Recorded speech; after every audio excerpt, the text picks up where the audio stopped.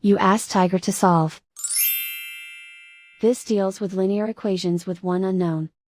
The final result is x equals 1/6. Let's solve it step by step. Group all constants on the right side of the equation. Add 2/3 to both sides.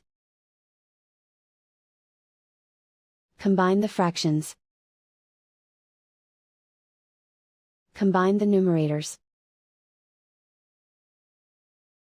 Reduce the zero numerator.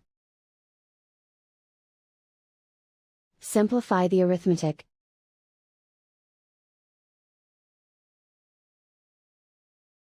Isolate the x. Divide both sides by 4. Simplify the fraction. Simplify the arithmetic.